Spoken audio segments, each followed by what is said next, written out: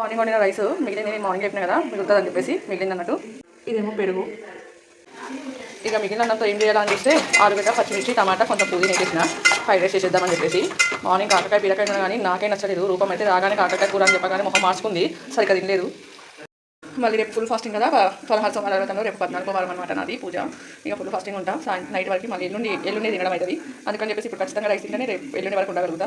ఇక మిగిలినంతో fried rice లాగా చేస్తున్నాను అనమాట. ఇంతకీ మీ ఇంట్లో నైట్ స్పెషల్ ఏందో కామెంట్ చేయండి. నేనైతే వెజ్ ఫ్రైడ్ రైస్ లాగా చేస్తున్నా, చూడాలి ఇట్లా.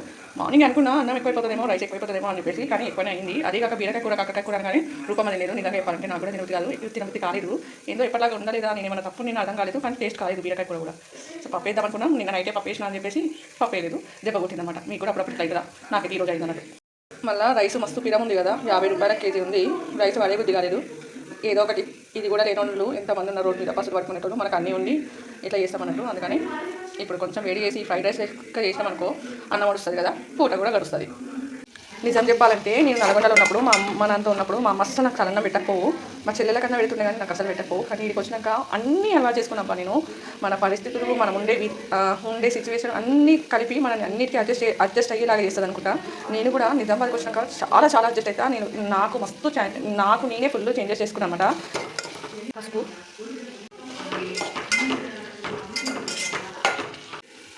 కారం. ఈ చలికి కొంచెం స్పైసీగా తింటేనే బాగుంటుంది కదా చలికాలం, అందుకని చెప్పేసి. అసలు ఫుడ్ డైజెషన్ కాదు నైట్ టైము. డే టైం తిన్నది అసలు అడగట్లేదు. ఇక నైట్ టైం అయితే కొంచెం నైట్గానే తినాలి ఫుడ్. రూపం అయితే వీడియో కాల్ స్టార్ట్ చేసింది వాళ్ళ చెల్లెలతోటి, మా మామయ్య వాళ్ళ కూతురుతోటి. డైలీ ఇది ఒక రామాయణం ఉంటుందన్నమాట. సావ కొడతారు, 1 గంట దాకా మాట్లాడుకుంటారు. వాళ్ళు మాట్లాడుకునేది కాక నన్ను కలుపుతారు, నేనేమో కట్ చేస్తూ ఉంటాను. పని మీద ఉంటే ఎవరైనా ఫోన్ చేస్తే నాకు మస్తు చికాకు వస్తుంది అన్నట్టు. యాక్చువల్లీ నాకు ఫోన్ ఎక్కువ మాట్లాడు ఇష్టం అనిపిస్తలేదు. ఇదికి వచ్చినాక నేను మ్యాక్సిమం అమ్మ వాళ్ళతో కూడా ఎక్కువ మాట్లాడను. ఏదో ఒక 5 మినిట్స్ ఎక్కువ అంటే ఒక 10 మినిట్స్ కంటే ఎక్కువైతే మాట్లాడలేను. నాకు ఇరిటేషన్ వస్తుంది అనమాట. ఎందుకంటే ఆఫీస్లో పనిచేస్తాను కదా, ఆఫీస్ నుంచి వచ్చే కాల్సే కొంచెం ఇరిటేషన్ కనిపిస్తాయి. అవి ఖచ్చితంగా లిఫ్ట్ చేయాలి, లేకపోతే నడవదు. ఇక ఇంటికి వచ్చినాక కూడా ఈ కాల్స్ అంటే నా ఫోన్ కాదన్నట్టు. అందుకని నేను చాలా తక్కువ మాట్లాడడం నేర్చుకున్నా. మొబైల్ అయితే చూస్తా ఖచ్చితంగా, యూట్యూబ్, ఫేస్బుక్స్ బాగా చూస్తా. ఇన్స్టాగ్రామ్ మాత్రం అస్సలు వాడను, చూడను. ఉంది కాకపోతే నేను చూడను అనమాట. పెరుగు కొంచెం పెరిగేసేస్తున్నా, కొంచెం పెరుగు కూడా వేసిన. ఒక 4-5 రోజుల నుంచి ఫేస్బుక్ కానీ యూట్యూబ్ కానీ ఏది ఆన్ చేసినా, ఏది చూద్దామని చూసినా శివాజీ, అనసూయ ఇదేం న్యూస్ నడుస్తుంది. అసలు అనసూయకి ఏం బాధ ఏందో నాకు అర్థం అవ్వట్లేదు. శివాజీ గారు నిండుగా బట్టలేసుకోమని కదా ఇప్పుడు, బహుశా ఆమెకి ఆడపిల్లలు లేరు కదా, ఇద్దరు మగపిల్లలే కన్నారు కదా, అందుకని తెలియదు అనుకుంటా. ఆడపిల్లలు ఉన్న వాళ్ళకైతే డ్రెస్సులు ఎట్లేసుకోవాలో బాగా తెలుస్తుంది. మన ఇంట్లో ఆడపిల్లలు ఉన్నా మనమైనా చున్నీ లేకుండా బయటికి పంపించము.